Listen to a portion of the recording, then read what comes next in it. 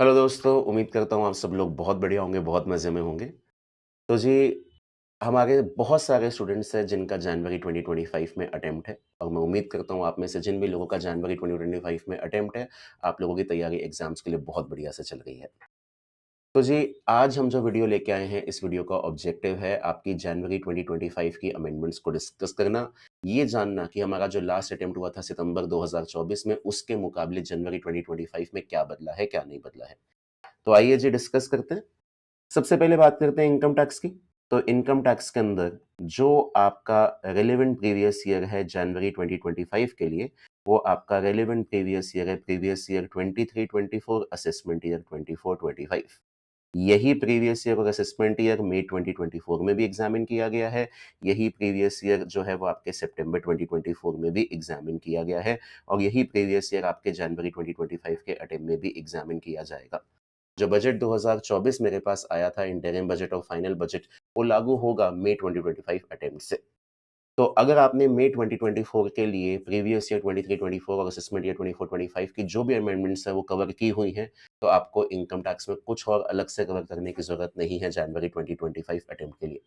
Basically सितंबर 2024 के attempt में तो कोई चेंजेस थे ही नहीं, तो आपको मेन ये चीज़ याद रखनी है कि क्या आपने मई 2024 तक की सारी अमेंडमेंट्स कवर की हुई थी, नहीं की हुई थी? अगर कवर की हुई है, तो वही एज़ इट इज़ सितंबर में एप्लीकेबल थी और वही एज़ इट इज़ मेरे पास जनवरी 25 में एप्लीकेबल है। तो आज के इस सेशन में मुझे इनकम टैक्स में आपके साथ कोई अलग से अमेंडमेंट डिस्कस करने की ज़रूरत नहीं है, बिकॉज़ जब मैंने मई 2024 के लिए अमेंडमेंट वीडियो डाला था, उसमें इनकम टैक्स की सारी अमेंडमेंट्स हमने वहीं पे डिस्कस कर ली थी। अब बात करते हैं जीएसटी की। अब एक्चुअली में आईसीएआई की जो एग्जामिनेशन साइकिल है वो चेंज हुई है, इंटरमीडिएट में 3 अटेम्प्ट आए हैं, तो आपको इस चीज़ की क्लैरिटी होनी चाहिए कि कौन से अटेम्प्ट में कब तक की अमेंडमेंट्स लागू होंगी। तो हमारा जो मई 2025 का 24 का अटेम्प्ट था, उसमें 31 अक्टूबर 2023 तक की अमेंडमेंट्स आनी थी। इसके बाद जो हमारा सितंबर 2024 का अटेम्प्ट था, उसमें आपकी अ, 28 फरवरी 2024 तक की अमेंडमेंट्स आनी थी। और लास्ट में हमारा जो अटेम्प्ट आके अब आएगा, वो आएगा जनवरी 25। तो इस जनवरी 25 अटेम्प्ट में आपकी 30 जून 2024 तक की अमेंडमेंट आनी रहेगी।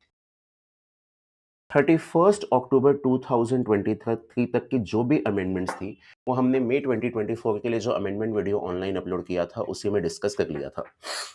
इसके बाद इस फेज़ में हमारे पास कोई सिग्निफिकेंट अमेंडमेंट नहीं आई थी। There was no significant amendment from 31 October 2000 to 23 to 28 Feb 2024। इसमें कोई सिग्निफिकेंट अमेंडमेंट नहीं थी, दैट इज़ व्हाई सितंबर अटेम्प्ट अटेम्प्ट के लिए कोई खास अमेंडमेंट आपके पास थी ही नहीं। लेकिन अब आप सितंबर 24 से अगर जनवरी 25 में जाते हैं, तो कुछ एडिशनल अमेंडमेंट्स हैं, जो आपको कंसिडर करनी पड़ेगी जनवरी 2025 अटेम्प्ट के लिए और वही अमेंडमेंट्स हम आज के इस वीडियो में डिस्कस करने वाले हैं। बहुत ज़्यादा नहीं है, थोड़ी-सी है। एज़ यूजुअल सीबीआईसी की क्लैरिफ़िकेशंस आती रहती है और आईसीएआई उन क्लैरिफ़िकेशंस को हमारे सिलेबस में एप्लीकेबल करता रहता है। ये सिलसिला लगता है चालू ही रहेगा, कभी खत्म होने का नाम नहीं लेगा और सिलेबस हमारा डे बाय डे बढ़ता जाएगा, बढ़ता जाएगा, बढ़ता जाएगा। प्रैक्टिकल इश्यूज़ पे CBIC comes out with clarification, ICAI उसको एज़ इट इज़ आपके सिलेबस में लागू करता है। तो हम आज के वीडियो में 30th जून 2024 तक की जो अमेंडमेंट्स है वो कवर करेंगे, जो आपके जनवरी 2025 अटेम्प्ट के लिए लागू रहेंगी। अगर आपने चाहे रेगुलर बैच लिया है या फास्ट ट्रैक बैच लिया है, किसी भी पॉइंट ऑफ टाइम पे आपने कोई भी बैच लिया है, मेरी आप लोगों को एडवाइस है प्लीज़ ये वीडियो देखिएगा। इसके अंदर जितने भी अमेंडमेंट्स हैं वो कवर अप कीजिएगा, because all these amendments are applicable for your Jan 2025 attempt. So all students who have taken the classes previously, whether through regular batch or whether through fast track batch or whether through transition batch, please make sure ये video भी आपको अपने जनवरी attempt के लिए तैयार करना है। Start करते हैं जी अमेंडमेंट्स। तो सबसे पहले मेरे पास इंट्रोडक्शन टू जीएसटी टॉपिक में किसी तरह की कोई अमेंडमेंट नहीं है। चार्ज ऑफ जीएसटी में मेरे पास कोई अमेंडमेंट नहीं है। सप्लाई अंडर जीएसटी में गवर्नमेंट की तरफ से एक वारंटी सर्विसेज के ऊपर क्लैरिफिकेशन आई है, जिसमें सप्लाई के एलिमेंट्स भी इन्वॉल्व है और आईटीसी के एलिमेंट्स भी इन्वॉल्व है। तो मैंने सारे के सारे पॉइंट्स को एक ही जगह पे अक्यूमुलेट कर लिया, बिकॉज एक ही ट्रांजैक्शन के दो अलग अलग एस्पेक्ट है, जिनमें से कुछ चीजें सप्लाई अंडर जीएसटी के टॉपिक में एड्रेस होती है और कुछ चीजें आईटीसी के टॉपिक में एड्रेस होती है, but we are keeping them combinedly over here. ये थोड़ी-सी बड़ी है, इस पे मैं सबसे एंड में आता हूँ, थोड़ा-सा इस पे टाइम लगेगा। आगे जो छोटी-छोटी चीज़ें हैं पहले वो निपटा के आते हैं, फिर आएँगे इसको भी तरीके से समझेंगे। तो कंपोज़िशन स्कीम के टॉपिक में किसी तरह की कोई अमेंडमेंट नहीं है। टाइम ऑफ सप्लाई के टॉपिक पे आते हैं। टाइम ऑफ सप्लाई में सबसे पहला काम आपका जो है वो है HAM model, hybrid annuity mode model. क्या होता है जी ये? भई गवर्नमेंट ना टेंडर निकालती है हाईवेज़ के लिए और जो कंपनीज़ होती है, वो हाईवेज़ को बनाती भी हैं, ऑपरेट भी करती हैं, उसको डिज़ाइन भी करती हैं और उसके बाद वो टोल टैक्सेस लोगों से चार्ज करते हैं ताकि उनका जो कलेक्शन है वो आ जाए और after a point of time जब उनका कलेक्शन रिकवर हो जाता है, उस हाईवे की ओनरशिप वो गवर्नमेंट को ट्रांसफ़र कर देते हैं। वन सेकंड प्रोसीजर क्या होता है, कहीं पे भी हाईवे बनाना होता है ना, तो गवर्नमेंट क्या करती है, गवर्नमेंट इसका टेंडर निकालती है। अलग-अलग कंपनी इस टेंडर के लिए अप्लाई करती है, किसी पर्टिकुलर कंपनी को मानो प्रोजेक्ट दिया गया, तो पहले वो अपना डिज़ाइन बनाएँगे, डिज़ाइन बनाने के बाद एक्चुअल में कंस्ट्रक्शन कैरी आउट करेंगे।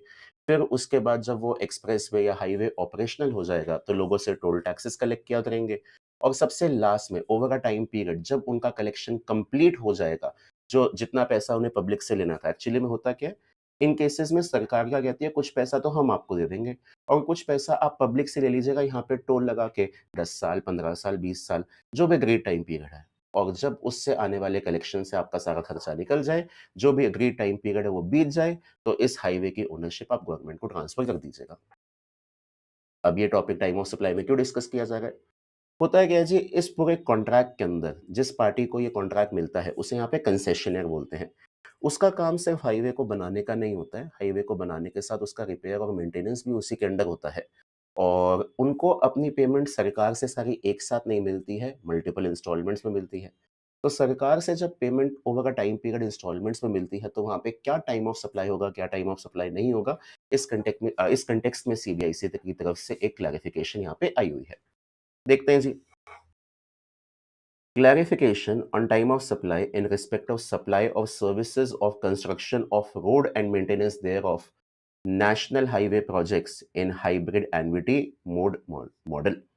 Clarification on time of supply in respect of supply of services of construction of road and maintenance thereof of national highway projects in hybrid annuity mode model.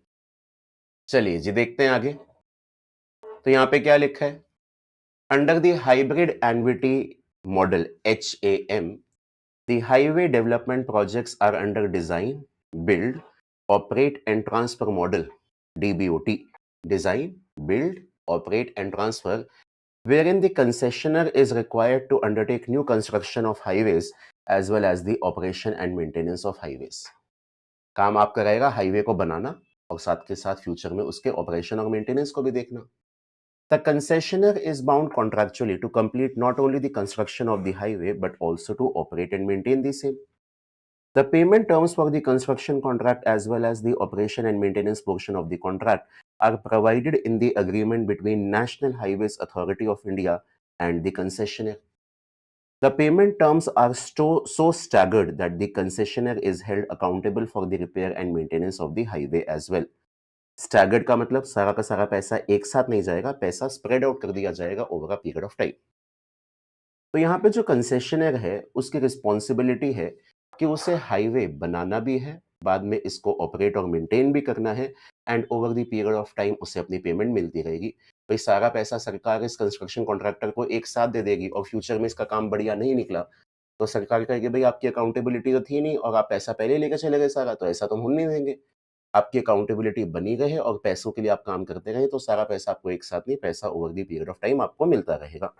अब इसी context में सवाल ये उठता है कि जब पैसा over the period of time आपको मिलता रहेगा, तो जीएसटी में आपके लिए क्या टाइम ऑफ सप्लाई माना जाए? What is the time of supply for the purpose of payment of tax in case of services provided under the HAM model given that the payment is spread over multiple years? भाई सीधी-सी बात है, ये overall एक single contract है। इसमें construction का element भी है, इसमें रिपेयर मेंटेनेंस का ऑपरेशन भी है। फ्यूचर में आपको यहाँ पे सारा ध्यान रखना है और एंड में जाके जब कलेक्शन हो जाएगा तो शायद आप इसकी ओनरशिप सरकार को ट्रांसफर कर सकते हैं। तो एक सिंगल कॉन्ट्रैक्ट के अंडर आपकी मल्टीपल रिस्पॉन्सिबिलिटीज़ हैं जो over a period of time spread out की हुई है और आपकी पेमेंट भी over a period of time spread out की हुई है। ये एक परफेक्ट एग्जांपल है मेरे पास कॉन्टिन्यूअस सप्लाई ऑफ सर्विसेज का। कॉन्टिन्यूअस सप्लाई ऑफ सर्विसेज के केस में हम कहते हैं जी, अगर आपके अग्रीमेंट में पेमेंट किसी इवेंट के कंप्लीशन से लिंक है, तो जिस टाइम पे वो इवेंट कंप्लीट होता है, उस टाइम पे या उससे पहले इनवॉइस आ जाना चाहिए। या पेमेंट के बारे में कॉन्ट्रैक्ट में एक ड्यू डेट लिखी हुई है, तो जो कॉन्ट्रैक्ट में ड्यू डेट ऑफ पेमेंट है, उस टाइम पे या उससे पहले इनवॉइस आ जाना चाहिए। कल को कॉन्ट्रैक्ट में पेमेंट किसी इवेंट के कंप्लीशन से लिखी ही नहीं है या फिर आपकी जो पेमेंट है, उसकी ड्यू डेट पेमेंट में एग्रीमेंट में स्पेसिफाई ही नहीं की हुई है, तो वहाँ पे हम कहते हैं जी सप्लायर जब आप एक्चुअली में पेमेंट रिसीव करोगे उस टाइम पे इनवॉइस आना चाहिए। इनवॉइसिंग के लिए क्या बात कही जाती है? इनवॉइसिंग के लिए ये बात कही जाती है कि अगर आपके एग्रीमेंट में पेमेंट किसी इवेंट के कंप्लीशन से लिंक होती है, तो जिस टाइम पे ये इवेंट कंप्लीट होता है, उस टाइम पे या उससे पहले इनवॉइस आ जाना चाहिए। अगर एग्रीमेंट या कॉन्ट्रैक्ट में ड्यू डेट ऑफ पेमेंट जो है वो असर्टेनेबल है, तो अगर वो due date of payment ascertainable है, तो जिस टाइम पे वो ड्यू डेट आ रही है, उस टाइम पे या उससे पहले इनवॉइस आ जाना चाहिए। और कल को कॉन्ट्रैक्ट में जो पेमेंट है, वो किसी इवेंट से भी लिंक नहीं है और साथ के साथ ड्यू डेट ऑफ पेमेंट भी कॉन्ट्रैक्ट में स्पेसिफाई नहीं किया हुआ, तो जब सप्लायर एक्चुअली में पेमेंट रिसीव करता है, उस टाइम पे या उससे पहले इनवॉइस आ जाना चाहिए। ये 3 चीज़ें इनवॉइसिंग के लॉ से निकल के आती हैं। और सीजीएसटी एक्ट का सेक्शन 13(2) जो है, जो आपको बताता है time of supply of services में कैसे आपको टाइम ऑफ सप्लाई डिटरमिन करना है, सप्लाई ऑफ सर्विसेज में कैसे आपको टाइम ऑफ सप्लाई डिटरमिन करना है एफसीएम के ट्रांजैक्शंस में, उसके लिए 13(2) क्या बताता है? 13(2) कहता है जी, चाहे ट्रांजैक्शन आपकी नॉर्मल ट्रांजैक्शन हो या कंटीन्यूअस सप्लाई ऑफ सर्विस हो, आप ये चेक कीजिए कि क्या आपका इनवॉइस टाइम पे आया या नहीं आया। अगर इनवॉइस आपका टाइम पे आ गया, तो time of supply is date of invoice और date of payment whichever is earlier, जो भी इन दोनों में से पहले आता है। और कल को आपका इनवॉइस टाइम पे नहीं आता, in case your invoice is not on time, so उस केस में आप कहते हैं जी date of provision of service, date of provision of service या date of payment whichever is earlier. तो जी पूरी कहानी ये है, एचएएम कॉन्ट्रैक्ट कुछ नहीं है, कंटीन्यूअस सप्लाई ऑफ सर्विस है। और कंटीन्यूअस सप्लाई ऑफ सर्विस के अंदर टाइम ऑफ सप्लाई क्या होता है? इनवॉइस अगर टाइम पे आता है, तो डेट ऑफ इनवॉइस और date of payment whichever is earlier, और इनवॉइस टाइम पे नहीं आता, तो date of provision of service और date of payment whichever is earlier. पढ़ लेते हैं। A HAM contract needs to be looked at holistically based on the services to be performed by the concessionaire and cannot be artificially split into two separate contracts for construction and operation and maintenance based on the payment terms. In HAM contract, the payment is made spread over the contract period in installments, and payment for each installment is to be made after specified periods or on completion of an event as specified in the contract. The same appears to be covered under the concept of continuous supply of services. It is clarified that if the invoice is issued on or before the specified date or the date of completion of the event specified in the contract as applicable, the tax liability on the concessionaire under the HAM contract, including on the construction portion, would arise at the time of issuance of invoice or receipt of payment, whichever is earlier.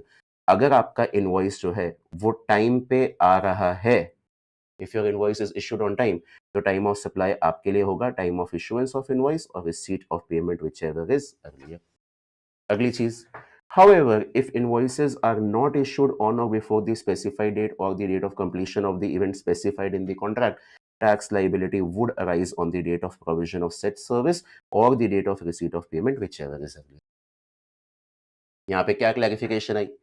Clarification ये आई कि एक HAM contract में concession है, आपको project बनाना भी है, बाद में इसको ऑपरेट मेंटेन भी करना है। एक सिंगल कॉन्ट्रैक्ट है, इसके अलग-अलग टुकड़े मत कीजिए। ये ओवरऑल ट्रांजैक्शन एक कंटीन्यूअस सप्लाई ऑफ सर्विस और कंटीन्यूअस सप्लाई ऑफ सर्विस के केस में आपको कॉन्ट्रैक्ट में बता रखा होगा, या तो पेमेंट किसी इवेंट के कंप्लीशन से लिंक करी होगी या पेमेंट आपके कॉन्ट्रैक्ट में स्पेसिफाई की होगी। जो भी सिचुएशन है, उस टाइम पे या उससे पहले आपका इनवॉइस आ जाता है, दैट मीन्स इनवॉइस टाइम पे है।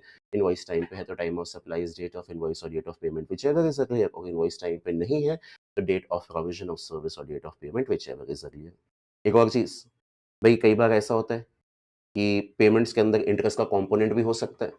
तो जी इंटरेस्ट के रिस्पेक्ट में आप लोग वैल्यू ऑफ सप्लाई का टॉपिक पढ़ते हैं, वो कहते हैं जी section 15(2)(d), the value of a supply shall include not only the base price but also the charges for delay in payment such as interest, penalty, late charges etcetera. तो वही बात यहाँ पे लिखी है। It is also clarified that as the installments or annuity payable by NHAI to the concessionaire also includes some interest component, the amount of such interest shall also be includable in the taxable value for the purpose of payment of tax on the said annuity or installment in view of the provisions of section 15(2)(d) of the CGST Act. ठीक है जी, chapter 6 value of supply से मेरे पास कोई भी amendment नहीं है। अगला chapter number 7 ITC. तो आईटीसी में सबसे पहले बात की गई है कि जहां पे ट्रांजैक्शन आरसीएम में कवर होती है और जो इनवॉइस है वो इनवॉइस रेसिपिएंट ने खुद बनाया है, तो उस इनवॉइस के रिस्पेक्ट में जब रेसिपिएंट आईटीसी लेगा तो उसकी क्या टाइम लिमिट रहेगी? इसका बैकड्रॉप समझिएगा। होता क्या है, सप्लायर रजिस्टर्ड भी हो सकता है और सप्लायर अनरजिस्टर्ड भी हो सकता है। मानिए ट्रांजैक्शन आरसीएम में कवर है, the transaction is covered under RCM. अगर सप्लायर रजिस्टर्ड होता है ना, तो जो इनवॉइस है वो इनवॉइस सप्लायर बनाता है और यहाँ पे पेमेंट चालान जो है वो पेमेंट चालान रेसिपिएंट बनाता है। ये आप डॉक्यूमेंटेशन के लॉ में पढ़ते भी हैं। लेकिन अगर सप्लायर अनरजिस्टर्ड है, तो पेमेंट चालान तो रेसिपिएंट बनाता ही बनाता है। अपनी बुक्स में इस ट्रांजैक्शन को रिकॉर्ड करने के लिए अपने आप पे एक इनवॉइस रेसिपिएंट खुद बनाता है, ताकि वो अपने बुक्स ऑफ अकाउंट्स में इस ट्रांजैक्शन को क्या कर सके, रिकॉर्ड कर सके। अच्छा, आरसी आपको जो आईटीसी है वो आपको आरसीएम के ट्रांजैक्शंस पे भी मिलता है। तो ये जो इनवॉइस रेसिपिएंट ने खुद बनाया है अपने रिकॉर्ड्स के लिए, इस इनवॉइस पे रेसिपिएंट आईटीसी लेना चाहता है। तो सेक्शन 16(4) के हिसाब से इसका क्या टाइम लिमिट रखा जाए? सेक्शन 16(4) में वैसे क्या टाइम लिमिट होता है? अगले साल का 30 नवंबर या जिस साल को ये इनवॉइस रिलेट करता है, उस साल की जीएसटीआर 9 की जीएसटीआर 9 की filing date, whichever is earlier. एक पर्टिकुलर फाइनेंशियल ईयर के इनवॉइसेस या डेबिट नोट पे आईटीसी आप कब ले सकते हो? अगले साल के 30 नवंबर तक, या जब इस साल की जीएसटीआर 9 आप अगले साल में भरोगे, व्हिचएवर इज अर्लियर। अब बात ये है, यहाँ पे ये इनवॉइस इस पर्सन ने खुद बनाया है अपने लिए, रेसिपिएंट ने खुद इनवॉइस बनाया है, तो इसकी क्या टाइम लिमिट रहेगी? तो गवर्नमेंट ने क्लैरिफिकेशन में क्या कहा? गवर्नमेंट ने कहा जी, जिस फाइनेंशियल ईयर में ये इनवॉइस बनाया गया है, जिस फाइनेंशियल ईयर में रेसिपिएंट ने अपने आप पे ये इनवॉइस बनाया है, उसी फाइनेंशियल ईयर के हिसाब से इस टाइम लिमिट को डिटरमिन किया जाएगा। हाँ, ये हम रेसिपिएंट से उम्मीद करते हैं कि वो अपना इनवॉइस टाइमली इश्यू कर लेगा। पढ़ते हैं जी। Clarification on time limit for availment of ITC under Section 16(4) of the CGST Act 2017 in respect of RCM supplies received from unregistered person. Why unregistered person? मैंने आपको ये बात बताई जी। अगर आपका सप्लायर जीएसटी में रजिस्टर्ड है, तो इनवॉइस तो किसने बना दिया होगा? सप्लायर ने ही बना दिया होगा। फिर तो कोई दिक्कत ही नहीं है। आईटीसी लेने के लिए आप यहाँ पे आपको खुद को अपने ऊपर तो इनवॉइस बनाने की जरूरत ही नहीं है। आपको अपने ऊपर इनवॉइस कब बनाना पड़ेगा? जब आपका सप्लायर क्या है? अनरजिस्टर्ड है। So in case of RCM supplies received from unregistered supplier, the recipient is required to issue tax invoice for his own records. The relevant financial year for calculation of time limit for availment of ITC in respect of such an invoice shall be the financial year in which the invoice has been issued by the recipient, subject to payment of tax on the said supply by the recipient and fulfillment of other conditions and restrictions of sections 16 and 17 of the CGST Act. बाकी law की जो conditions हैं, उन conditions को तो fulfil कीजिएगा ही कीजिएगा। साथ के साथ आप ये इंश्योर कीजिए कि जिस फाइनेंशियल ईयर में ये इनवॉइस आ रहा है, उस फाइनेंशियल ईयर के बेसिस पे आपकी डेट को डिटरमिन किया जाएगा। जैसे मानो हमने 15 जुलाई 2024 को कुछ सर्विसेज रिसीव की एक अनरजिस्टर्ड सप्लायर से, जिस पे आपका आरसीएम का लॉ लगता है, और हमने इसका जो इनवॉइस है वो इनवॉइस हमने बना दिया 20 जुलाई 2024 को। तो इस इनवॉइस पे आईटीसी फाइनेंशियल ईयर 24-25 के हिसाब से जो डेट निकलनी चाहिए वो रहनी चाहिए। वो कौन सी होगी? 30 नवंबर 2025, या जब आप फाइनेंशियल ईयर 24-25 की जीएसटीआर 9 भरते हैं, व्हिचएवर इज अर्लियर। हाँ, हम ये मान के चल रहे हैं कि रेसिपिएंट अपना जो इनवॉइस है वो टाइमली खुद अपने ऊपर बना लेगा। ऐसा नहीं है कि रेसिपिएंट जानबूझ के इनवॉइस के इवेंट को डिले किया जा रहा है। If the recipient issues the invoice after the time of supply of the said supply and pays tax accordingly, he would be required to pay interest on such delayed payment of tax. Further delay in issuance of invoice by the recipient may also attract penal consequences as per Section 122. Section 122 CA final में पढ़ाया जाता है penalties के topic में। तो इस topic से क्या एंड कंक्लूजन निकालें? एंड कंक्लूजन ये निकालना है कि कई बार आरसीएम की कुछ ऐसी ट्रांजैक्शंस होती हैं जहां पे रेसिपिएंट को खुद अपने ऊपर इनवॉइस बनाना पड़ जाता है, जब वो ये सप्लाईज किसी अनरजिस्टर्ड सप्लायर से लेके आता है। तो जो इनवॉइस रेसिपिएंट ने खुद अपने आप पे बनाया है, उस पे आईटीसी लेने के लिए जो टाइम लिमिट है वो इसी इनवॉइस की डेट के बेसिस पे देखी जाएगी। अगला point, clarification on availability of ITC on ducts and manholes used in network of optic fiber cable in terms of section 17(5) of the CGST Act। तो जी देखिएगा, आज की डेट में हम हर कोई फाइबर का जो इंटरनेट है वो यूज करते हैं। आपको पता ही है, इन फाइबर के इंटरनेट के लिए हर जगह पे वो फाइबर की वायर्स बिछी हुई हैं जिनके थ्रू हमारे पास इंटरनेट पहुँचता है। अब हर थोड़ी-थोड़ी दूर के अंदर इसमें डक्ट्स एंड मैनहोल्स क्रिएट किए जाते हैं, ताकि उससे ये इंस्टॉल भी हो सके और साथ के साथ आपको फ्यूचर में कभी इंटरनेट एक्सेस करने में दिक्कत आ रही है, तो वो कंपनी के एग्ज़ीक्यूटिव्स आके चेक भी कर सकें कोई डैमेज तो नहीं हो गया। अगर आपने अपने आस-पास कहीं पे भी फाइबर की वायर डलते हुए देखी हो, जब इनिशियली इंडिया में फाइबर लॉन्च किया जा रहा था, फाइबर इंटरनेट, तो उस टाइम पे जब ये फाइबर की तारें बिछाई जा रही थी, आपके आस-पास के एरिया में डिगिंग की होगी और डिगिंग करके इन वायर्स का जो पूरा है नेटवर्क या जाल बिछाया जा रहा था और बीच-बीच में डेडिकेटेड जगह पे कुछ डक्ट्स और मैनहोल्स क्रिएट किए गए, ताकि उसके थ्रू आपकी जो वायर है, वो वायर ज़मीन में डाली भी जा सके और फ्यूचर में कल को वायर रिप्लेसमेंट माँगती है या डैमेज है तो रिपेयर माँगती है, तो वो वाली चीज़ें भी देखी जा सके।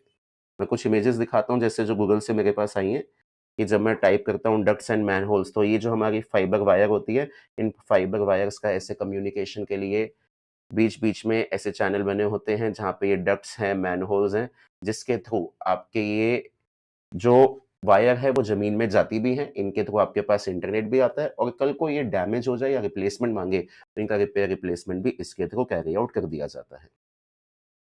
अब इसका जीएसटी में क्या लेना-देना है? जो भी ये डक्ट्स और मैनहोल्स क्रिएट किए जा रहे हैं अलग-अलग जगहों पे, क्या उनमें इस्तेमाल किए जाने वाला सामान का आपको आईटीसी मिलेगा या नहीं मिलेगा? या वो सेक्शन 17(5) में आपका ब्लॉक्ड है?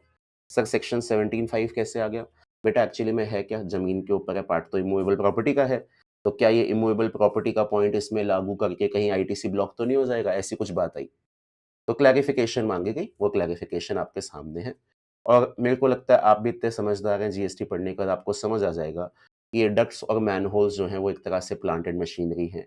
ये फाइबर नेटवर्क लोगों को अवेलेबल कराने के लिए one of the most important assets हैं ये डक्ट्स और मैनहोल्स।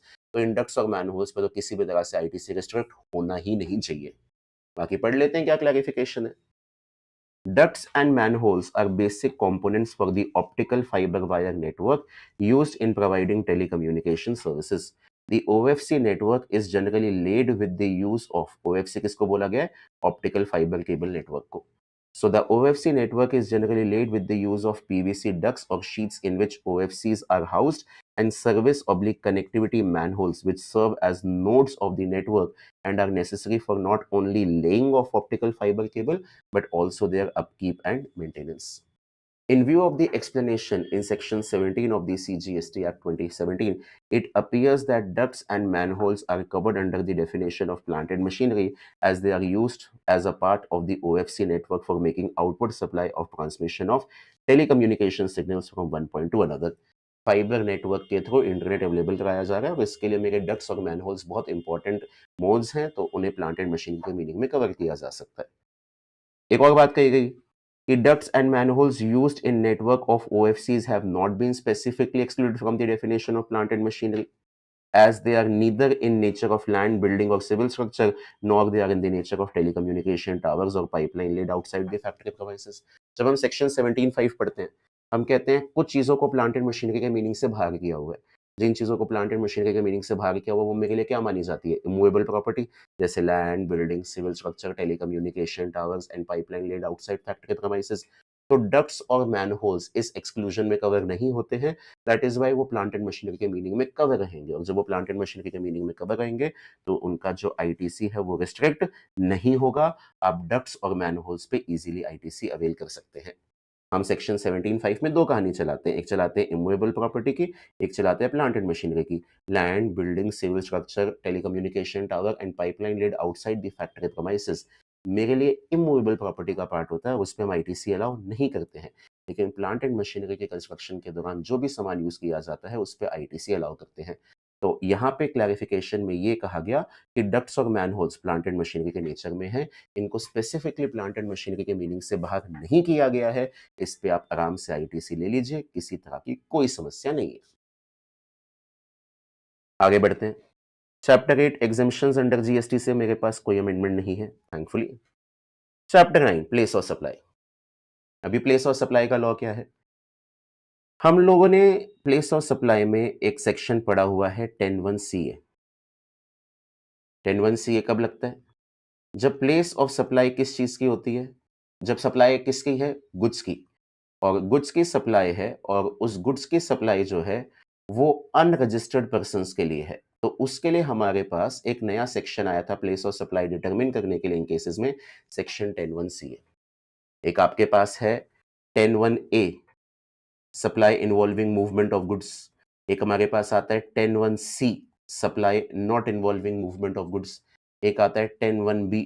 10(1) बी जो होता है वो आपका बेटा लागू होता है जब bill to ship to transaction होती है। Bill to ship to transaction के लिए आपका 10(1) बी लागू होता है। 10(1) ए वहाँ लगता है जहाँ पे गुड्स की मूवमेंट होती है, 10(1) सी वहाँ लगता है जहाँ पे गुड्स की मूवमेंट नहीं होती है। लेकिन 10(1) ए एंड 10(1) सी तभी लागू होते हैं जब आपका रेसिपिएंट जीएसटी में क्या होता है? रजिस्टर्ड होता है। मतलब 10(1) A and 10(1) C are applicable only for B to B transaction.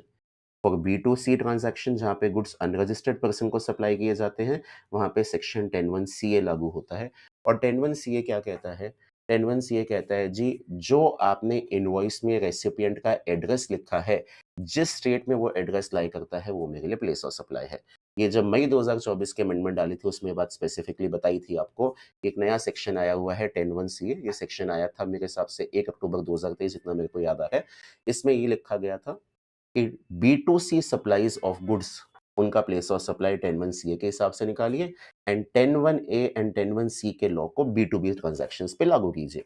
10(1) CA में हम कहते हैं जी, जो इनवॉइस बनाया गया उस इनवॉइस में जो रेसिपिएंट का एड्रेस है, उस एड्रेस के बेस पे प्लेस ऑफ सप्लाई डिटरमिन किया जाएगा। ठीक है जी। अब यहाँ पे क्लैरिफिकेशन है। क्या क्लैरिफिकेशन है? कई बार हम दो तरह के एड्रेस दे देते हैं, एक बिलिंग एड्रेस और एक डिलीवरी एड्रेस। दो अलग अलग एड्रेस दे दिए।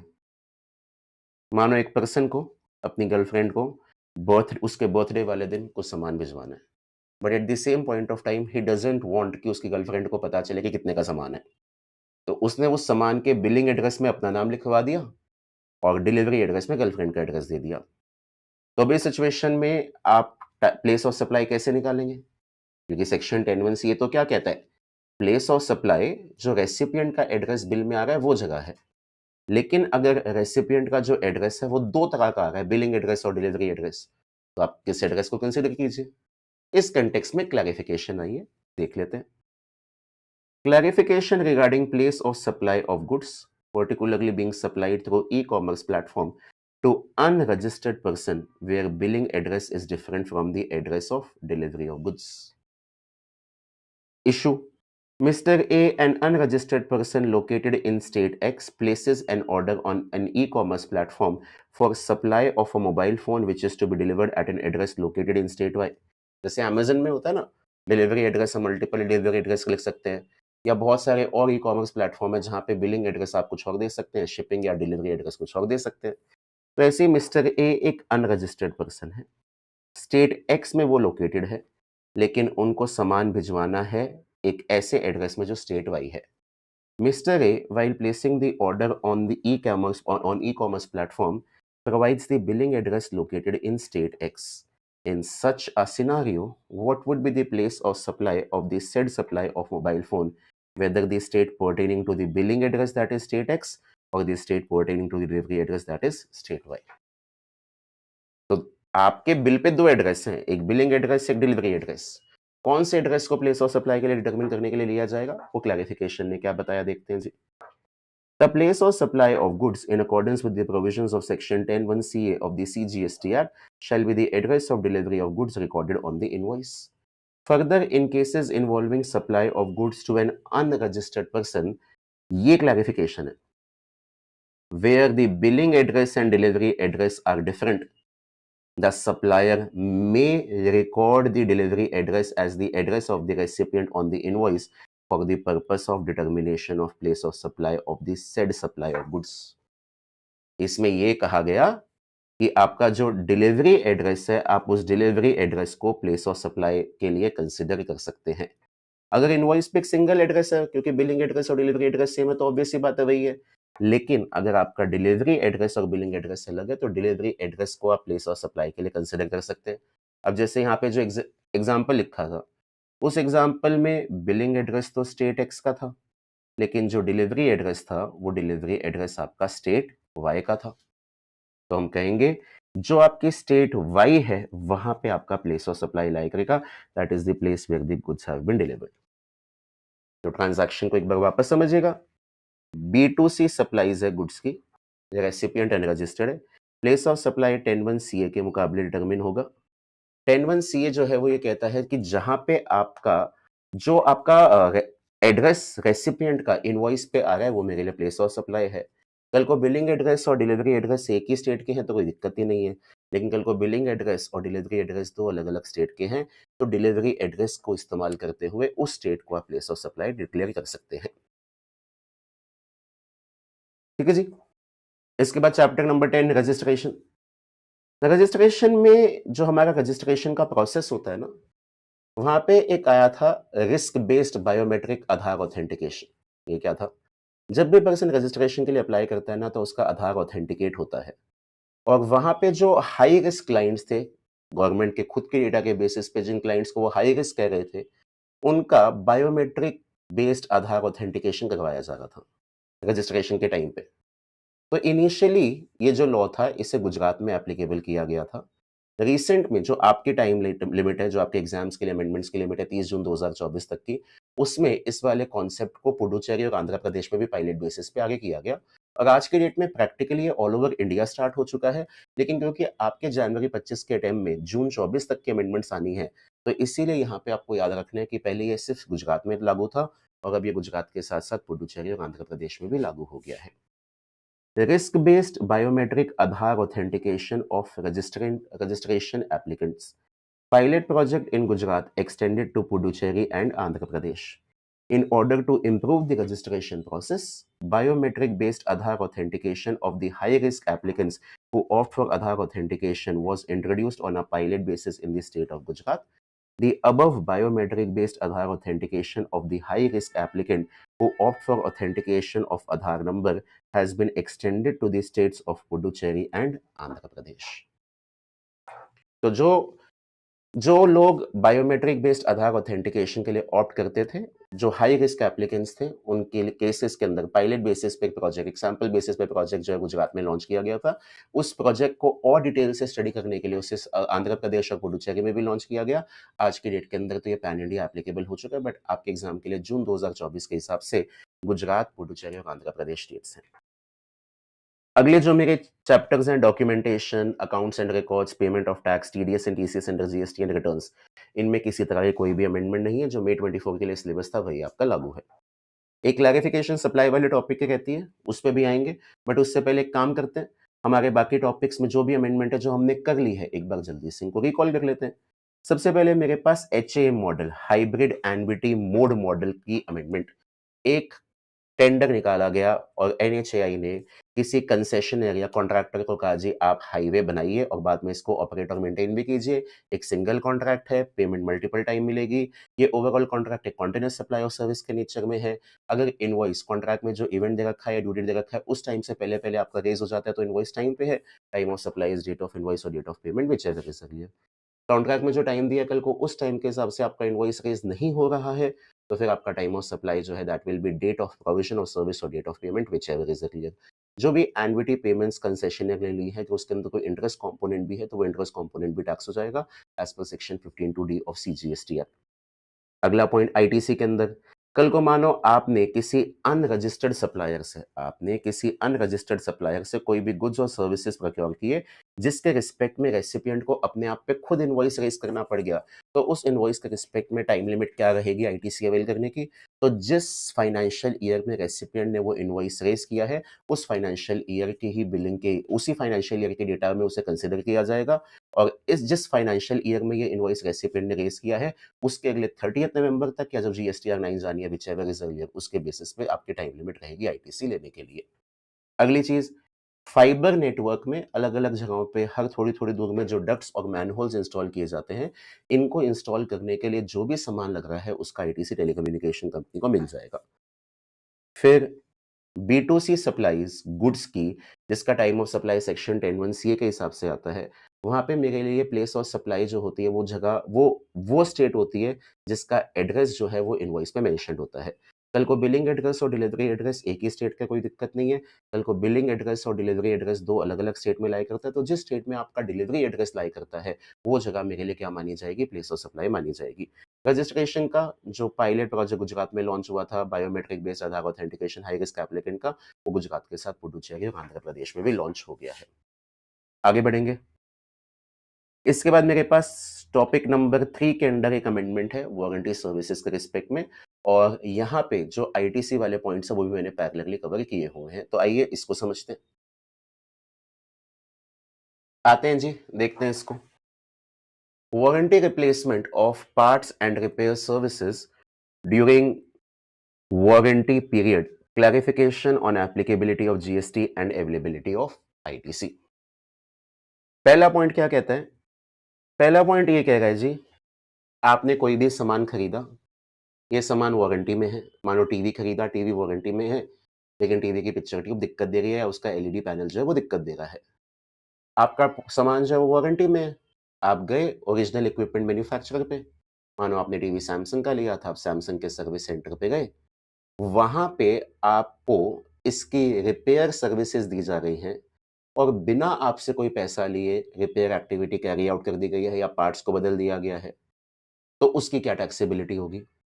और जो सामान यहाँ पे रिपेयर के लिए या वारंटी रिप्लेसमेंट के लिए यूज़ किया गया है, क्या उसका आईटीसी सैमसंग या ओरिजिनल इक्विपमेंट मैन्युफैक्चरर को मिल पाएगा या नहीं मिल पाएगा? ये सवाल है।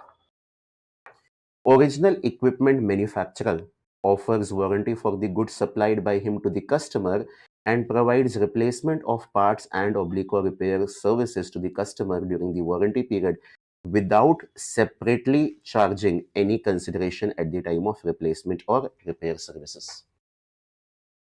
तो यहाँ पे ये है जी, आपका सामान वारंटी में है, सामान सही से चल नहीं रहा है, आप गए ओरिजिनल इक्विपमेंट मैन्युफैक्चरर जो है उसके सर्विस सेंटर पे गए और आपने कहा जी वारंटी में है, चीज़ सही नहीं चल रही, इसको देख लीजिए।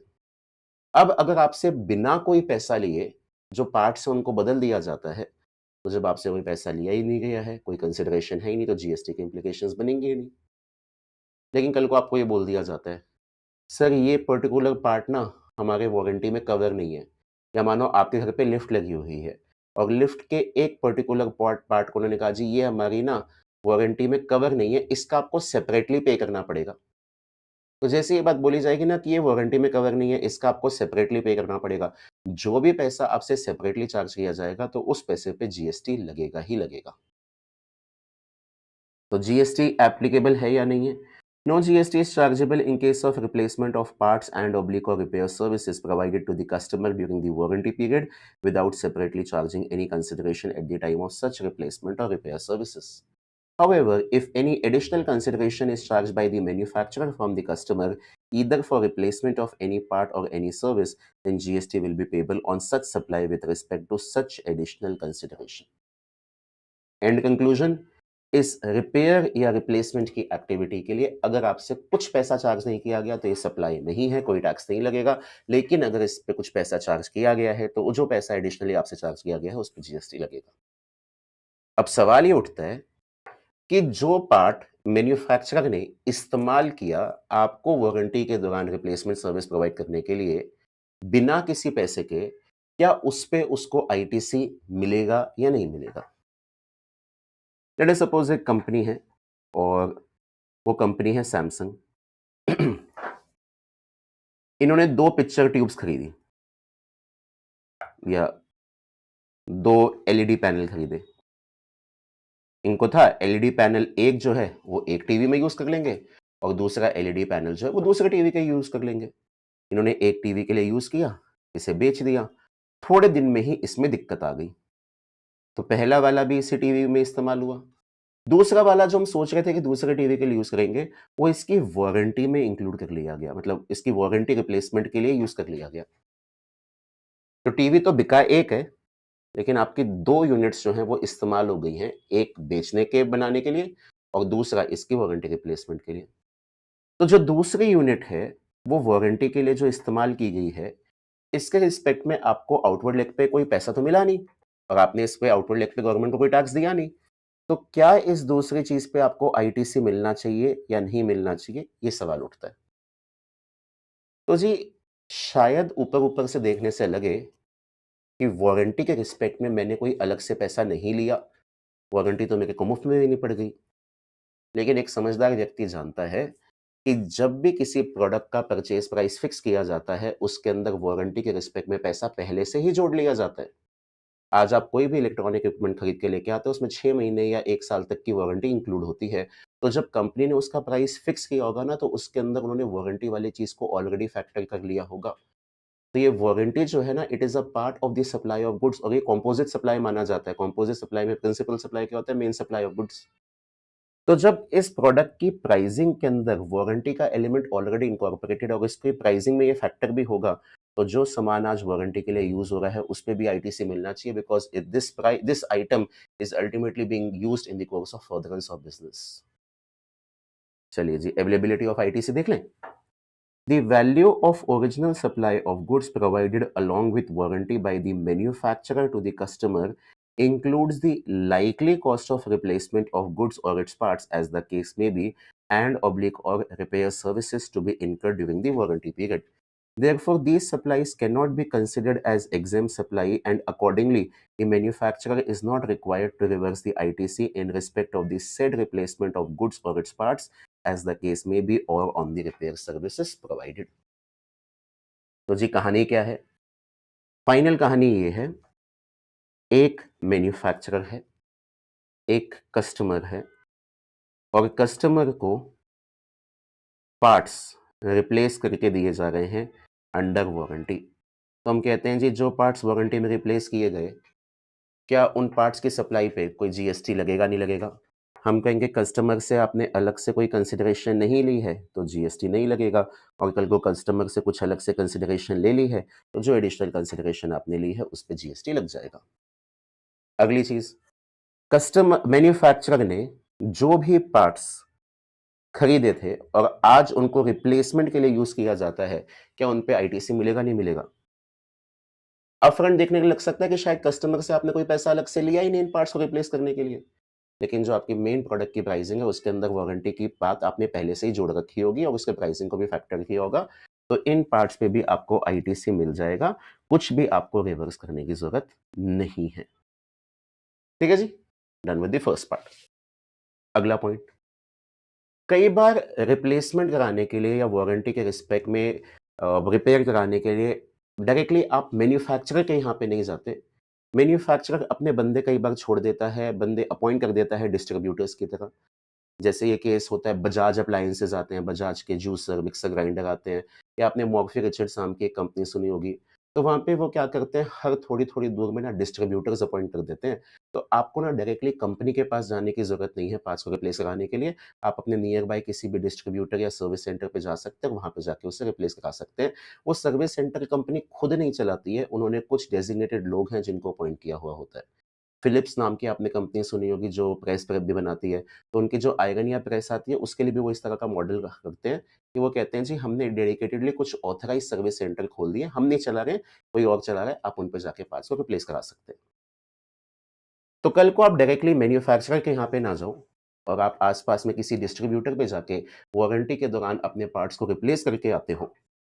आप किसी डिस्ट्रीब्यूटर पे जाके अपने पार्ट्स को रिप्लेस करा के आते हो, तो उस जो पार्ट्स के रिप्लेसमेंट के लिए आपने पैसा दिया है, क्या उस पे जीएसटी लगेगा, नहीं लगेगा?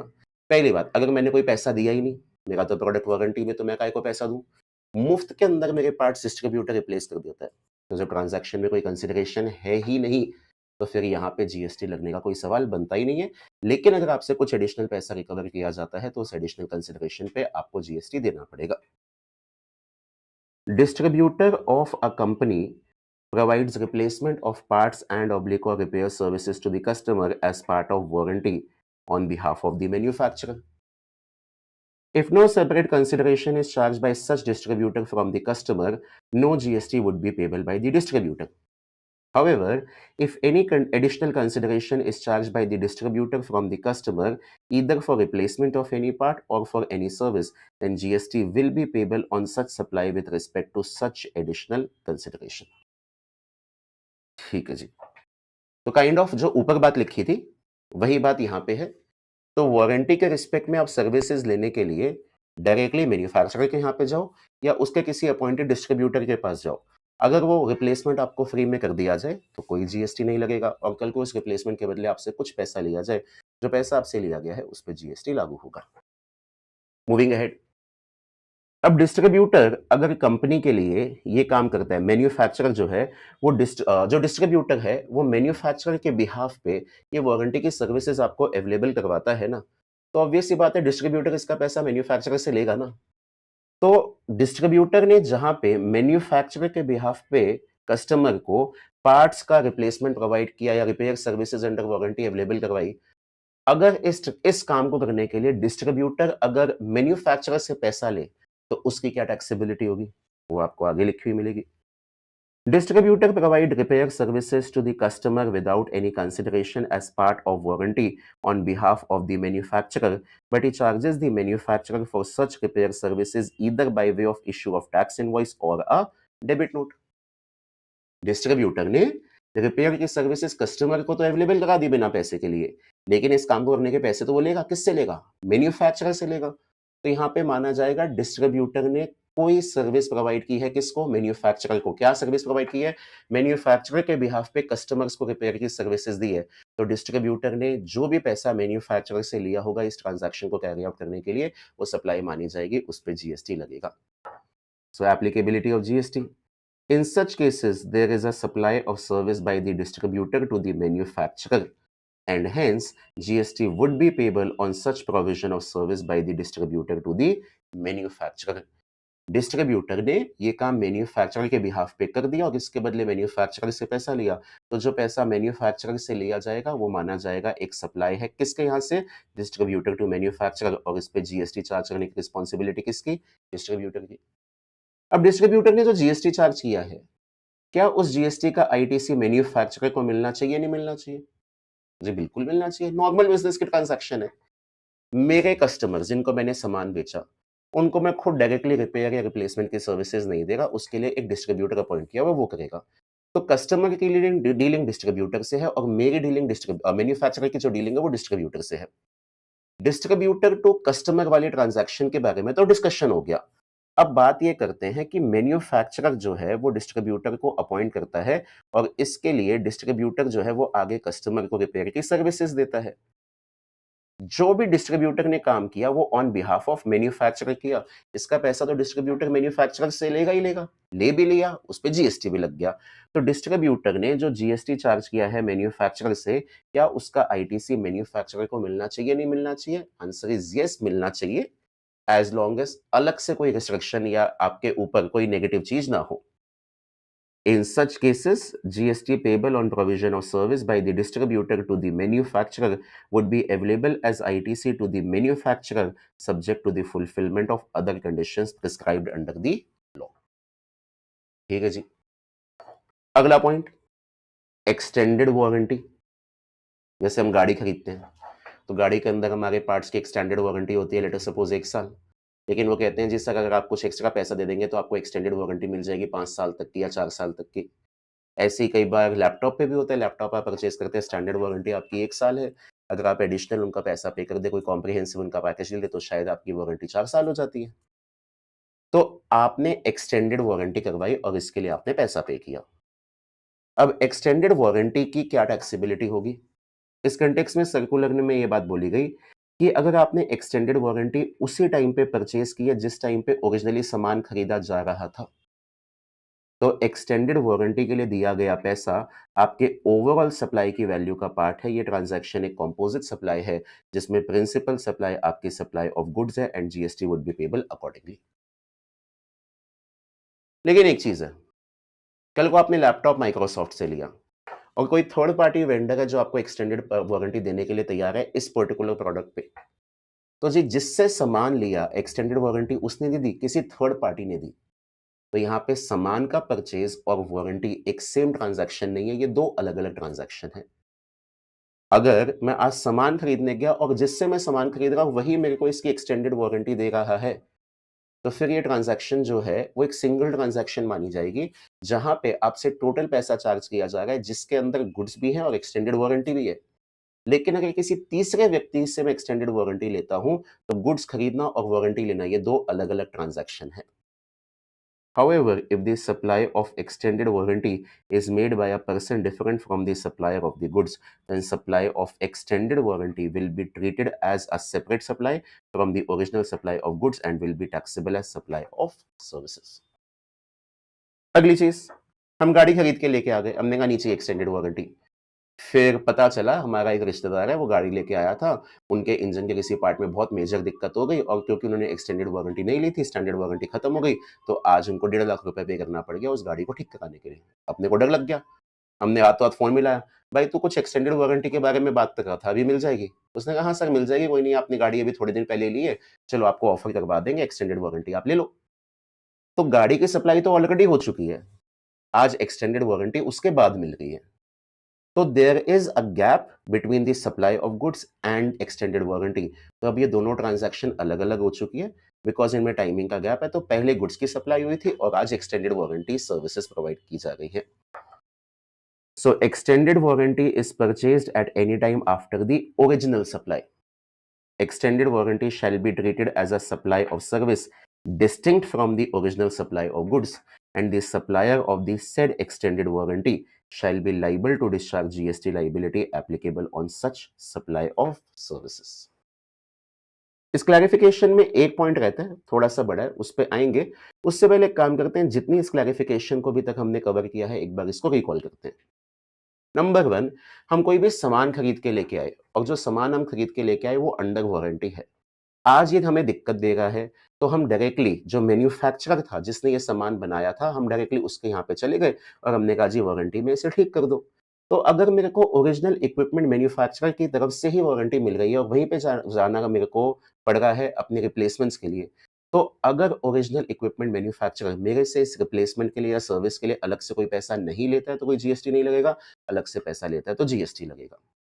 अगली चीज, जो सामान ओरिजिनल इक्विपमेंट मैन्युफैक्चरर ने इन वारंटी के कामों के लिए इस्तेमाल किया है, उसका उसे आईटीसी मिलेगा। क्यों आईटीसी मिलेगा? देखने में आपको लग सकता है जी इस वारंटी के बदले उन्होंने आपसे कोई पैसा नहीं लिया, तो सामान एग्जेम्प्टेड पर्पस के लिए यूज हुआ है। किसी एंगल से एग्जेम्प्टेड के लिए यूज नहीं हुआ है। वो लोग भी समझदार हैं, वो लोग भी बिजनेस करते हैं। जब उन्होंने अपने ओरिजिनल प्रोडक्ट की प्राइसिंग निकाली होगी तो उस प्राइसिंग के अंदर इस वारंटी के एलिमेंट को फैक्टर किया होगा, उसका इम्पैक्ट प्राइसिंग पे आया भी होगा। तो उसका पैसा वो पहले ही एक तरह से आपसे ले चुके हैं। तो आज जो भी part free of warranty replacement के लिए इस्तेमाल किया जा रहा है, उसके मतलब free of cost replacement warranty के अंडर इस्तेमाल किया जा रहा है, उस पार्ट पे मैन्युफैक्चरर आईटीसी ले सकता है। अगली चीज, मैन्युफैक्चरर कहता है जी डायरेक्टली हमारे यहाँ पे मत आओ, हमने एरिया वाइज अलग अलग डिस्ट्रीब्यूटर अपॉइंट किए हुए हैं, आप उन पे चले जाओ और उन पे जाके अपने पार्ट्स को रिप्लेस करा लो। तो आप डिस्ट्रीब्यूटर के यहाँ पे गए, तो डिस्ट्रीब्यूटर ने कस्टमर को रिप्लेसमेंट सर्विसेज प्रोवाइड की on behalf of the manufacturer. अगर डिस्ट्रीब्यूटर इस एक्टिविटी के लिए कस्टमर से अलग से कोई पैसा लेता है तो जीएसटी लगेगा, अगर अलग से कोई पैसा नहीं लेता तो जीएसटी नहीं लगेगा। अब डिस्ट्रीब्यूटर चैरिटी करने तो बैठा नहीं है, अगर उसने कस्टमर से कोई पैसा नहीं लिया तो ऑब्वियस सी बात है इसका पैसा वो किससे लेगा? मैन्युफैक्चरर से लेगा। तो अगर distributor free of cost customer को रिप्लेसमेंट या रिपेयर सर्विसेज दे रहा है मैन्युफैक्चरर के बिहाफ पे, उसके बदले डिस्ट्रीब्यूटर मैन्युफैक्चरर से कुछ पैसा लेगा तो उस ट्रांजैक्शन की क्या टैक्सेबिलिटी होगी? So that transaction will be treated as a supply between the distributor and the manufacturer, और उस केस में डिस्ट्रीब्यूटर मैन्युफैक्चरर से अपने पैसे पे जीएसटी भी लेगा और जो जीएसटी डिस्ट्रीब्यूटर ने कलेक्ट किया है मैन्युफैक्चरर से, उसका आईटीसी मैन्युफैक्चरर को अलाउ कर दिया जाएगा। Last point, extended warranty.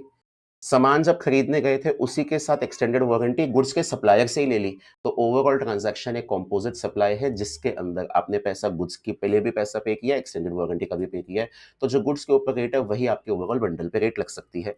अगली चीज, कल को सामान खरीदा आपने सप्लायर मिस्टर एक्स से और एक्सटेंडेड वारंटी आपने ली मिस्टर वाई से, तो सेलर ऑफ गुड्स अलग है और सप्लायर ऑफ वारंटी सर्विस अलग है, तो ये दो अलग अलग ट्रांजैक्शन है। गुड्स के लिए जो पैसा लिया उस पर सप्लाई ऑफ गुड्स मान के टैक्स लगाइए और किसी तीसरे पर्सन से अगर आपने एक्सटेंडेड वारंटी ली है तो वो सप्लाई ऑफ सर्विस मानी जाएगी, उस पे अकॉर्डिंगली टैक्स लगेगा। और लास्ट चीज, सामान खरीद के लेके आ गए, बाद में लगा यार चलो एक्सटेंडेड वारंटी ले लेते हैं, हाथों हाथ तो नहीं ली, बाद में कभी ली। तो जब गुड्स को खरीदा गया पहले और बाद में एक्सटेंडेड वारंटी ली गई, these are two separate transaction. अब जो वारंटी ली गई है वो सप्लाई ऑफ सर्विस की तरह टैक्स होगी। आते हैं जी लास्ट पॉइंट पे। डिस्ट्रीब्यूटर जो है इसने कस्टमर को रिप्लेसमेंट सर्विसेज प्रोवाइड की on behalf of the manufacturer. तो यहां पे ये सवाल उठता है कि इस ट्रांजैक्शन को कैरी आउट करने के लिए डिस्ट्रीब्यूटर ने जो भी सामान इस्तेमाल किया खुद अपना कहीं से अरेंज किया या इससे मैन्युफैक्चरर से ही लेके दिया, तो यहाँ पे आप ट्रांज़ैक्शन की टैक्स इम्प्लीकेशंस क्या कहेंगे, आईटीसी इम्प्लीकेशंस क्या कहेंगे। तो ये जो गवर्नमेंट ने क्लैरिफिकेशन दी, इस क्लैरिफिकेशन में इस सिचुएशन को लेके कुल मिला के 4 बातें कही गई। पहली बात, distributor replaces the part to the customer are under warranty either by using his stock or by purchasing from a third party and charges the consideration for the part so replaced from the manufacturer by issuance of a tax invoice for the said supply made by him to the manufacturer। क्या मतलब है इस बात का, समझिएगा। एक है मेरे पास मैन्युफैक्चरर, एक है मेरे पास मैन्युफैक्चरर जिसने ये सामान बनाया था और मैन्युफैक्चरर बाउंड था वारंटी सर्विसेज कस्टमर को अवेलेबल कराने के लिए। तो इनके बीच में एक एग्रीमेंट हुआ था सेल ऑफ गुड्स का जिसके लिए वारंटी मिल गई थी। मैन्युफैक्चरर ने कहा जी हमारा आपके लोकल एरिया में जो भी डिस्ट्रीब्यूटर है, आप उससे जाके अपने पार्ट्स रिप्लेस कराना चाहें करा सकते हैं, वारंटी में रिपेयर सर्विसेज कराना चाहें तो करा सकते हैं। तो डिस्ट्रीब्यूटर जो है वो रिप्लेसमेंट की एक्टिविटी, रिप्लेसमेंट सर्विसेज या रिपेयर सर्विसेज कैरी आउट कर रहा है कस्टमर के लिए। किसके बिहाफ पे? On behalf of manufacturer. अब ये काम करने के लिए कुछ पार्ट्स चाहिए थे, तो डिस्ट्रीब्यूटर ने किसी थर्ड पर्सन से ये पार्ट प्रोक्योर किया और ये पार्ट प्रोक्योर करके कस्टमर के लिए रिप्लेसमेंट या रिपेयर एक्टिविटी कैरी आउट कर दी। अब इस पार्ट का पैसा जो है वो डिस्ट्रीब्यूटर लेगा ना।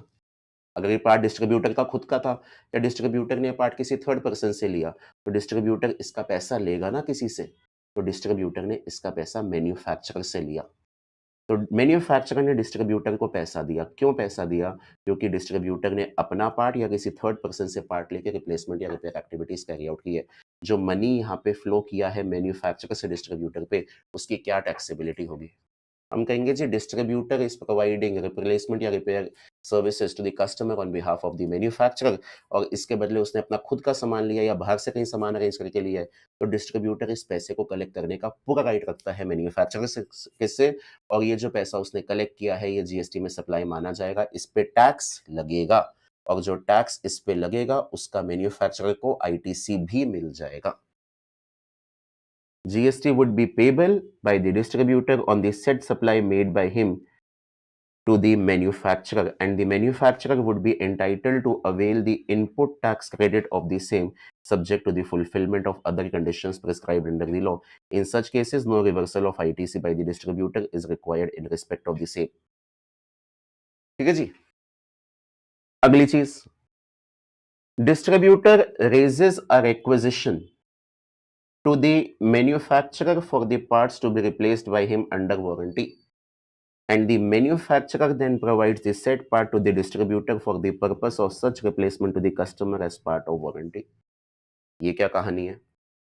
Once again मैन्युफैक्चरर, फिर उसके बाद कौन? हमारा कस्टमर। इनके बीच में एक ओरिजिनल अरेंजमेंट हुआ था गुड्स की सप्लाई को लेके। एक डिस्ट्रीब्यूटर है जो मैन्युफैक्चरर ने अपॉइंट किया हुआ है रिपेयर और रिप्लेसमेंट की एक्टिविटीज के लिए और ये जो कस्टमर है आज ये इस डिस्ट्रीब्यूटर के पास जाता है और ये रिप्लेसमेंट या रिपेयर मांगता है और इसको रिप्लेसमेंट या रिपेयर अवेलेबल करा दिया जाता है बिकॉज प्रोडक्ट अंडर वारंटी है। अब जो सामान इस्तेमाल होगा वो डिस्ट्रीब्यूटर के पास खुद के पास नहीं है, तो डिस्ट्रीब्यूटर इस चीज का रिक्वेजिशन भेजता है, यहाँ पे इंफॉर्मेशन देता है, इंटीमेशन देता है, जी मेरे पास ये चीज आ रखी है वारंटी रिप्लेसमेंट के लिए, कृपया पार्ट भिजवाइए। तो मैन्युफैक्चरर यहाँ पे पार्ट भिजवाता है। इस पार्ट को भिजवाने के लिए मैन्युफैक्चरर डिस्ट्रीब्यूटर से कोई पैसा नहीं लेता। क्यों नहीं लेता? क्योंकि यार ये जो पार्ट है ये अल्टीमेटली डिस्ट्रीब्यूटर मैन्युफैक्चरर के बिहाफ पे ही तो काम कर रहे हैं। इनिशियल परचेज और सेल मैन्युफैक्चरर और कस्टमर के बीच में थी, तो मैन्युफैक्चरर बाउंड था कस्टमर को वारंटी सर्विस अवेलेबल कराने के लिए। कस्टमर को डायरेक्टली अपने यहाँ ना बुला के उसने डिस्ट्रीब्यूटर के यहाँ बुलवा दिया। पार्ट देने की जिम्मेवारी तो मैन्युफैक्चरर की ही तो है। और एक और चीज, ये पार्ट जो यहाँ पे भेजा गया है, इस पार्ट को अगर मैन्युफैक्चरर अपने एंड पे खरीद के लेके आया था, इस पे वो आराम से आईटीसी बुक कर सकता है। सर कस्टमर से तो कुछ पैसा लिया नहीं जाएगा, क्यों आईटीसी ले सकते हैं? बेटा ऊपर बात पड़ी थी ना, मैन्युफैक्चरर ने जब अपनी प्राइसिंग डिसाइड की होगी तो उस प्राइसिंग के अंदर इस वारंटी रिप्लेसमेंट को भी फैक्टर कर लिया होगा। तो आज आप ये नहीं कह सकते कि ये सामान जो है इसके बदले कुछ नहीं मिला, मिला हुआ है, ओरिजिनल सप्लाई के टाइम पे मिला हुआ है। तो ultimately this part is being used in the course of furtherance of business, तो इस पे आईटीसी मैन्युफैक्चरर एंजॉय कर सकता है। यहाँ पे हम क्या कह रहे हैं? If the manufacturer is providing such part to the distributor for replacement to the customer during the warranty period without separately charging any consideration at the time of such replacement, no GST is payable on such replacement of parts by the manufacturer. Further, no reversal of ITC is required to be made by the manufacturer in respect of the parts so replaced by the distributor under warranty. ITC क्यों reverse नहीं मारना? क्योंकि आपने ऊपर point ये पढ़ा था, these supplies cannot be considered as exempt supplies and accordingly the manufacturer is not required to reverse the ITC. जब उसने ओरिजिनल वैल्यू निकाली होगी तो उसके अंदर रिप्लेसमेंट की वैल्यू भी मोस्ट लाइकली कंसिडर कर ली गई होगी। ठीक है जी।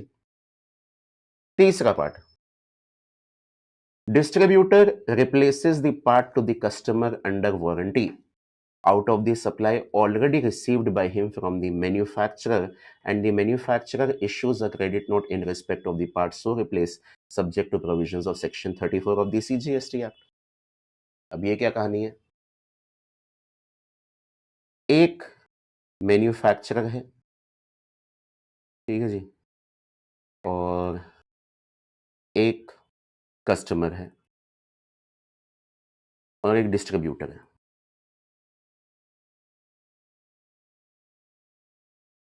इस डिस्ट्रीब्यूटर के यहाँ पे ना स्पेयर पार्ट्स मिल जाते हैं। इस डिस्ट्रीब्यूटर के यहाँ पे इस कंपनी के प्रोडक्ट्स के स्पेयर पार्ट मिलते हैं जो आप खरीद सकते हैं जाके। मानो मेरा प्रोडक्ट आउट ऑफ वारंटी हो गया तो स्पेयर पार्ट तो मेरे को चाहिए ना, तो मैं यहाँ पे जाके डिस्ट्रीब्यूटर से स्पेयर पार्ट खरीद सकता हूँ, कोई मेरे को दिक्कत नहीं है स्पेयर पार्ट खरीदने में। अब ये कस्टमर ने कोई सामान इस मैन्युफैक्चरर से लिया हुआ था, खराब हो गया, वारंटी के अंडर है। कस्टमर ने मैन्युफैक्चरर को बोला जी सामान खराब हो गया, वारंटी के अंडर है, बताओ क्या करना है? तो मैन्युफैक्चरर ने कहा जी डिस्ट्रीब्यूटर के यहाँ पे चले जाओ और वहां से पार्ट्स रिप्लेस करा लो। डिस्ट्रीब्यूटर और मैन्युफैक्चरर की आपस में एक अंडरस्टैंडिंग है कि जो प्रोडक्ट्स वारंटी में होंगे उनका रिप्लेसमेंट भी ये डिस्ट्रीब्यूटर कैरी आउट कर देगा। अब हुआ क्या था, मैन्युफैक्चरर ने 10 आइटम्स बेचे थे डिस्ट्रीब्यूटर को और साथ के साथ इसका इनवॉइस भी आया था और डिस्ट्रीब्यूटर ने 10 आइटम्स पे क्या किया था, डिस्ट्रीब्यूटर ने 10 आइटम्स पे आईटीसी भी ले लिया था। अब आज ये कस्टमर आता है और इस कस्टमर को रिप्लेसमेंट के लिए सर्विसेज, रिप्लेसमेंट या रिपेयर के रिस्पेक्ट में सर्विसेज प्रोवाइड की जाती है और 10 में से 2 आइटम्स जो हैं, इन 2 आइटम्स को इस रिप्लेसमेंट या रिपेयर के लिए इस्तेमाल किया जाता है। डिस्ट्रीब्यूटर ने ये 10 आइटम खरीदे थे ताकि वो इनको आगे बेच पाए। जो लोग जिनके प्रोडक्ट्स आउट ऑफ वारंटी हो जाते हैं, वो बाद में पार्ट्स तो खरीदते हैं ना। अब जैसे मिक्सर होता है, प्रोसेसर होता है, तो उसका जार कई बार खराब हो जाता है, अलग से जार लेके आना पड़ता है। तो ये 10 आइटम बेचने के लिए डिस्ट्रीब्यूटर ने खरीदे थे अलग से और आज इन 2 आइटम्स को इस रिप्लेसमेंट या रिपेयर के लिए काम में लिया जाता है। इन 2 आइटम्स की कॉस्ट डिस्ट्रीब्यूटर अपनी जेब से नहीं देगा, वो इसका पैसा किससे लेगा? मैन्युफैक्चरर से लेगा। तो वो मैन्युफैक्चरर को बोलेगा जी 10 आइटम आपने मेरे को भेजे थे, ठीक है? इनवॉइस भी 10 का बनाया था।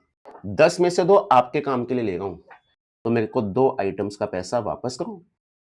जिस चीज का इनवॉइस ऑलरेडी रेज हो चुका है और उसकी वैल्यू को कल को एडजस्ट करना हो, कम करना हो, तो इसके रिस्पेक्ट में क्या इश्यू हो सकता है? क्रेडिट नोट इश्यू हो सकता है।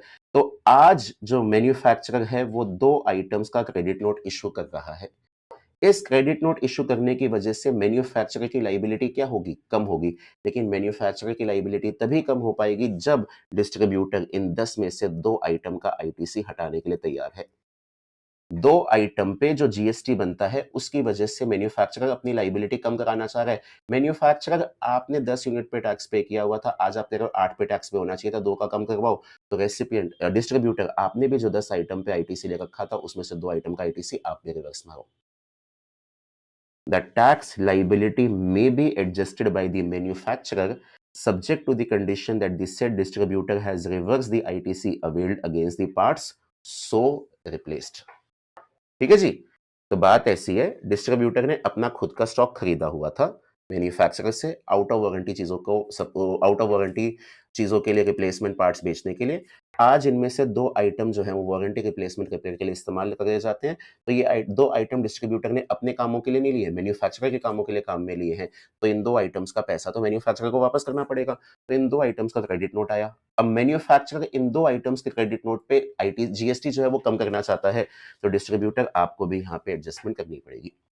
हम कहते हैं ना, आपने पोस्ट सप्लाई डिस्काउंट के बारे में भी सुना होगा, तो पोस्ट सप्लाई डिस्काउंट सेक्शन 15(3) में जो आते हैं, वहाँ पे हम क्या कहते हैं, पहले सप्लाई होगी, बाद में एक तरह से डिस्काउंट आ रहा है। तो पोस्ट सप्लाई डिस्काउंट का एडजस्टमेंट मिल तो जाएगा सप्लायर को, उसके लिए रेसिपिएंट को अपने इनवर्ड लेग पे प्रोपोर्शनल आईटी से रिवर्स मांगना पड़ेगा। कुछ वैसी सी बात यहाँ पे है। आगे बढ़ते हैं। चौथा केस, डिस्ट्रीब्यूटर रिप्लेसेस द गुड्स और parts to the customer under warranty by using his stock and then raises a requisition to the manufacturer for the goods or its parts. The manufacturer then provides the said goods or its parts to the distributor through a delivery challan without separately charging any consideration at the time of such replacement. ऐसी सी बात है जैसे अभी, but इसमें हल्का सा modification है। क्या मॉडिफिकेशन है? दोबारा मैन्युफैक्चरर एंड कस्टमर, इन दोनों के बीच में एक ओरिजिनल अरेंजमेंट हो रखा है। एक डिस्ट्रीब्यूटर है और इस डिस्ट्रीब्यूटर के पास, इसने इस मैन्युफैक्चरर से 10 आइटम ले रखे हैं, क्योंकि इन 10 आइटम को ये डिस्ट्रीब्यूटर बेचेगा, वो लोग खरीद के लेके जाएंगे जिनका प्रोडक्ट आउट ऑफ वारंटी है। आज इस कस्टमर का सामान खराब होता है, मैन्युफैक्चरर कहता है डिस्ट्रीब्यूटर के पास से ले जाओ, डिस्ट्रीब्यूटर को बोलता है जी इसका देख लेना काम। अब इन 10 में से 2 आइटम इस रिप्लेसमेंट या रिपेयर की एक्टिविटी के लिए काम में आते हैं। अब ये 2 आइटम किसको देने थे? तो ये 2 आइटम तो मैन्युफैक्चरर को देने थे। इसके बिहाफ पे किसने काम कर दिया? डिस्ट्रीब्यूटर ने। तो डिस्ट्रीब्यूटर ने बोला मैन्युफैक्चरर को, सुनो जी, 10 चीजें मैंने अपने लिए ली थी, आज इनमें से 2 आपके कस्टमर के काम में आई है, मेरे को 2 और भिजवाओ। तो फ्यूचर में अगर 2 और आइटम यहाँ पे आते हैं, तो इन 2 आइटम के बदले मैन्युफैक्चरर डिस्ट्रीब्यूटर से कोई कंसिडरेशन तो लेगा नहीं। क्यों नहीं लेगा? भाई अपने काम के लिए 2 यूनिट अगर काम पे लगवाई है मैन्युफैक्चरर ने डिस्ट्रीब्यूटर के थ्रू, तो इसकी भरपाई तो मैन्युफैक्चरर को ही करनी पड़ेगी। The difference between the above example and this example is, ऊपर वाले एग्जाम्पल में जो 10 आइटम्स की ओरिजिनल सप्लाई हो गई थी, उसमें से 2 के अगेंस्ट क्रेडिट नोट इश्यू किया जा रहा था। मतलब 10 भिजवाए थे, 10 में से 2 जो है वो मैन्युफैक्चरर ने अपने काम के लिए यूज करवा दिए, तो उन 2 आइटम्स के रिस्पेक्ट में जो बिल ऑलरेडी रेज हो रखा है उसके एडजस्टमेंट करवा रहे हैं क्रेडिट नोट लगा के। यहाँ पे क्या कह रहे हैं, 2 आइटम लग गए ना, वो को हम 2 अलग से भिजवाते हैं। तो ऊपर वाले में कोई सामान दोबारा अलग से नहीं भिजवाया जा रहा था, जो सामान ऑलरेडी आया हुआ था उसकी बिलिंग को एडजस्ट करवा रहे थे। यहाँ पे हम कहते हैं जी जो आपका ओरिजिनल सामान आया हुआ है, ओरिजिनल बिल आया उसको रखो, जो हमारे काम के लिए लगा है ना, इसके लिए हम 2 आइटम आपको अलग से भिजवा देंगे, अभी आप फिलहाल अपना स्टॉक काम में ले लो। तो जब ये 2 आइटम मैन्युफैक्चरर से डिस्ट्रीब्यूटर के पास आएंगे, क्योंकि इसमें कोई कंसिडरेशन नहीं है, तो इसीलिए यहाँ पे डिलीवरी चालान आएगा, इनवॉइस नहीं आएगा, बिकॉज ये सप्लाई नहीं है। सप्लाई क्यों नहीं है? अपने काम के लिए मैं ये 2 यूनिट भिजवा रहा हूँ, डिलीवरी चालान यहाँ पे आएगा। और इन 2 आइटम्स पे अब देखिए जी, मैन्युफैक्चरर ने अल्टीमेटली डिस्ट्रीब्यूटर को 12 आइटम भिजवाए, 10 आइटम के लिए, बट ऑब्वियस सी बात है कंसिडरेशन ली होगी, वो तो डायरेक्ट ट्रांजैक्शन है। 2 आइटम के लिए कंसिडरेशन नहीं ली होगी। तो सवाल ये उठता है कि मैन्युफैक्चरर अपने इनवर्ड लेग पे 10 आइटम पे आईटीसी ले या 12 आइटम्स पे आईटीसी ले? 10 के बदले तो कंसिडरेशन मिली है, इस पे तो आईटीसी मिलेगा ही मिलेगा, कोई दो राय नहीं है। ये 2 आइटम जो यहाँ भिजवाए गए हैं, जिसके बदले डिस्ट्रीब्यूटर से कोई कंसिडरेशन नहीं लिया जा रहा, क्या इन 2 आइटम पे मैन्युफैक्चरर को आईटीसी मिलना चाहिए या नहीं मिलना चाहिए? ये मेरा सवाल उठता है। वापस वही कंसेप्ट लगेगा। मैन्युफैक्चरर ये 2 आइटम्स आप इसलिए भिजवा रहे हो बिकॉज़ इस कस्टमर की वारंटी रिप्लेसमेंट के लिए काम में आने हैं, और कस्टमर से वारंटी रिप्लेसमेंट का पैसा आपने ओरिजिनल प्राइस के अंदर ही कंसीडर कर लिया होगा। तो इन 2 आइटम्स पे आज आपको कुछ अलग से आता हुआ नहीं दिख रहा, लेकिन पास्ट में आपने पैसा ले रखा है, तो इन पे आप आईटीसी ले सकते हो। So no GST is payable on such replenishment of goods or its parts. Further, no reversal of ITC is required to be made by the manufacturer in respect of the goods or its parts so replenished to the distributor. ठीक है जी। With this आपकी जो clarification है, ये clarification totality में close होती है। जनवरी 2025 attempt के लिए जो भी अमेंडमेंट्स थी वो सारी हमने यहाँ पे डिस्कस कर ली है। अब जनवरी 2025 के लिए आपको अलग से कोई भी अमेंडमेंट कवर अप करने की जरूरत नहीं है। तो उम्मीद करते हैं इस वीडियो के थ्रू आप तरीके से अपनी सारी अमेंडमेंट्स को कवर कर लेंगे। आगे आने वाले दिनों में आपको हमारी तरफ से और रिवीजन के लिए कुछ ना कुछ मटेरियल मिलता रहेगा। All my best wishes are with you for your exams. बढ़िया से तैयारी करते रहिए, पढ़ते रहिए, जोश में मेहनत करते रहिए, पक्का सफलता आपको मिलेगी ही मिलेगी। आज के लिए सेशन में इतना ही। बाय-बाय, मिलता हूँ आपसे जल्दी।